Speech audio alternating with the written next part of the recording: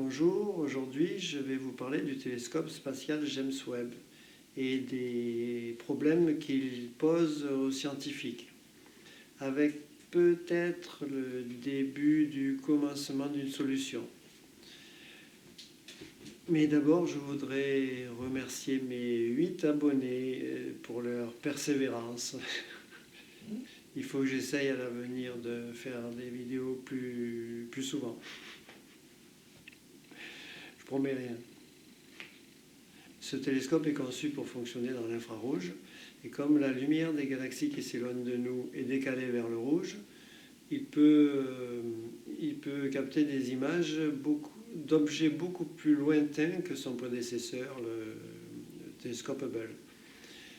Et là où ça pose problème, c'est qu'il a découvert des galaxies très évoluées et des trous noirs supermassifs à une époque où ils n'auraient pas dû avoir le temps de se former.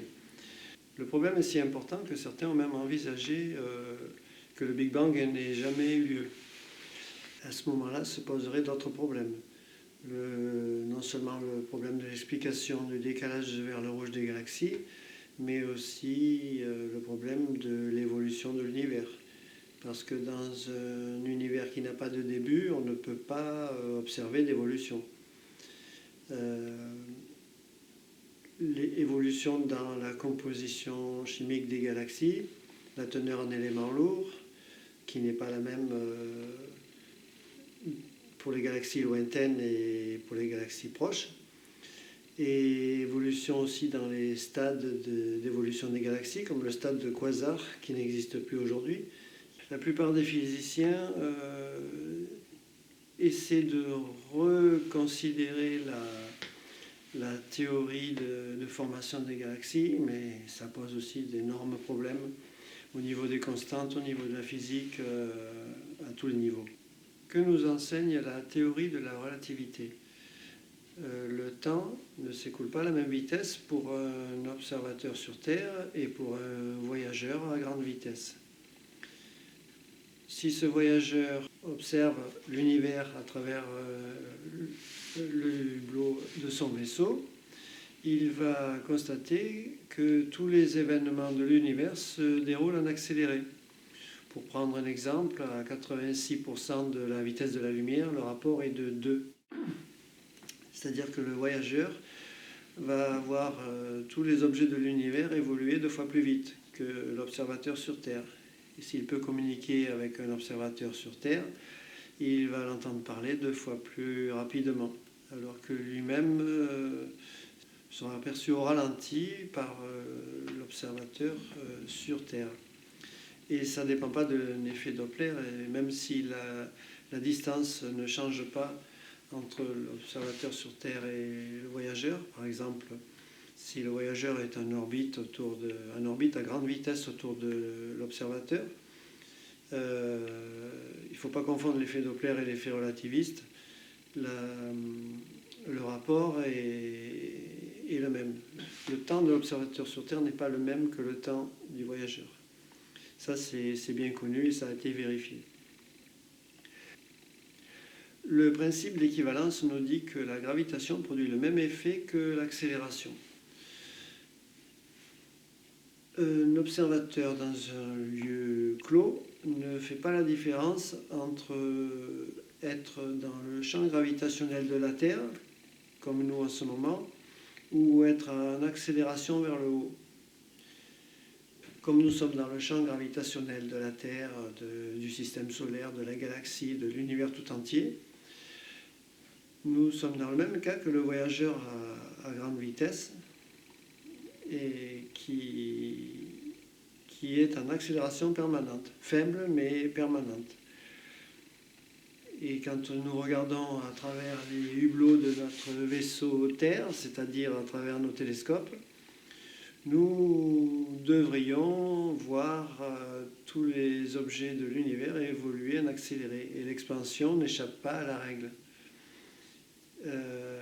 C'est ce que j'avais publié dans une petite revue, et l'article est passé totalement inaperçu, avant la découverte de l'accélération de l'expansion de l'univers.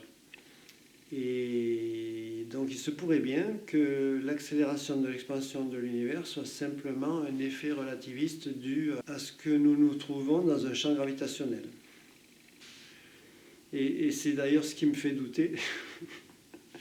C'est que si c'était si simple, ça aurait pu être découvert déjà depuis longtemps.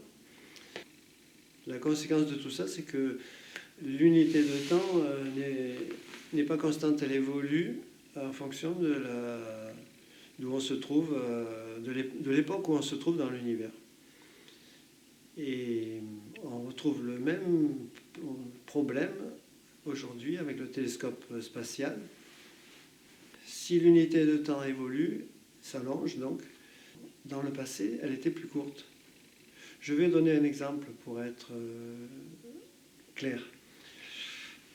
Imaginons une galaxie qui s'éloigne de nous à 100 km on va dire 105 km par seconde. Dans, disons, 25 milliards d'années, en toute logique, l'expansion devrait ralentir. Et disons qu'elle s'éloignera de nous à 100 km par seconde. Mais si l'unité de temps est 2 fois plus longue, les observateurs de cette époque verront la galaxie s'éloigner à 200 km par seconde, pendant la seconde de l'époque qui est 2 fois plus longue. Et les observateurs de cette époque constateront que l'expansion de l'univers s'accélère. Et quand ils mesureront l'âge de l'univers, ils vont trouver 13 plus 25, 38, divisé par 2, 19. Et ils seront en droit de se demander, mais pourquoi l'univers est si évolué après seulement 19 milliards d'années d'existence? Et c'est le même cas qui se produit probablement à notre époque avec les problèmes posés par le télescope spatial James Webb. Il est possible que dans les premiers millions d'années de l'univers, ce que nous considérons comme les premiers millions d'années de l'univers, parce que nous les mesurons avec l'unité de temps de notre époque, il s'est passé en fait plusieurs milliards d'années. Ensuite, la différence s'estompe par rapport à notre unité de temps. En fait, la différence est probablement exponentielle au fur et à mesure qu'on se rapproche du Big Bang. C'est pour ça que ce sont les premiers millions d'années de l'univers qui posent de gros problèmes de différence d'unité de temps. Si justement on trouve des galaxies aussi évoluées à 200, 300 millions d'années après le Big Bang, c'est qu'en fait il n'y a pas eu 200 ou 300 millions d'années. Il y a peut-être eu 10 milliards d'années pendant cette période. Un observateur qui serait né au moment du Big Bang et qui aurait pu assister avec une montre au poignet à toute l'évolution de l'univers pourrait trouver beaucoup plus que 13,8 milliards d'années aujourd'hui. Et ça pose le problème en fait de s'interroger sur la nature du temps. Est-ce que le temps ne serait pas un vecteur d'entropie dont l'intensité pourrait varier en fonction du niveau de déséquilibre de l'univers? La notion de déséquilibre est très importante dans la compréhension de l'univers et j'y reviendrai dans une autre vidéo. Le temps pourrait être un peu comme une rivière qui s'écoule plus ou moins vite en fonction de la pente. À méditer. Merci.